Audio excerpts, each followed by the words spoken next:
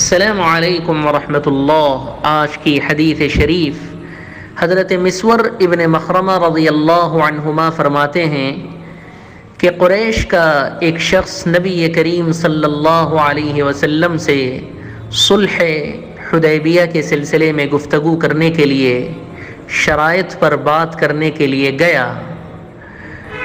اس نے نبی کریم صلی اللہ علیہ وسلم اور آپ علیہ السلام کے صحابہ، ان دونوں کے آپسی حالات اور معاملات دیکھے۔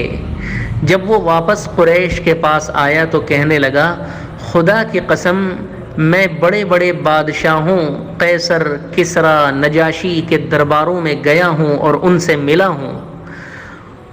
خدا کی قسم میں نے کسی بادشاہ کو ایسا نہیں دیکھا کہ اس کے درباری اس کی ایسی تعظیم کرتے ہوں جیسی تعظیم میں نے محمد صلی اللہ علیہ وسلم کے صحابہ کو محمد صلی اللہ علیہ وسلم کی کرتے دیکھا۔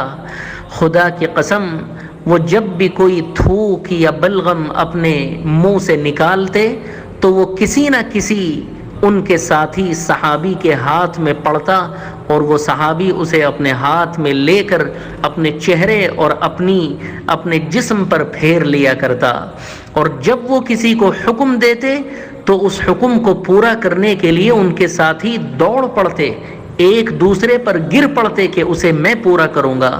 اور جب آپ وضو کرتے تو ایک دوسرے پر ایسے گر پڑتے اس وضو کے پانی کو حاصل کرنے کے لیے، گویا کہ اب ان میں اس بات کے لیے لڑائی ہو جائے گی۔ اور جب وہ بات کرتے تو اپنی آواز نیچی کر لیتے، پست کر لیتے، اور ان لوگوں کی یہ ہمت نہ ہوتی تھی کہ وہ آنکھ بھر کر نبی کریم صلی اللہ علیہ وسلم کے چہرے کی طرف دیکھ لیں۔ اتنی تعظیم اور اتنا رعب آپ صلی اللہ علیہ وسلم کا ان لوگوں پر ہوا کرتا تھا۔ اس حدیث شریف کو امام بخاری رحمۃ اللہ علیہ نے اور اسی طرح امام بیہقی نے دلائل النبوہ میں روایت کیا۔ والسلام علیکم ورحمۃ اللہ وبرکاتہ۔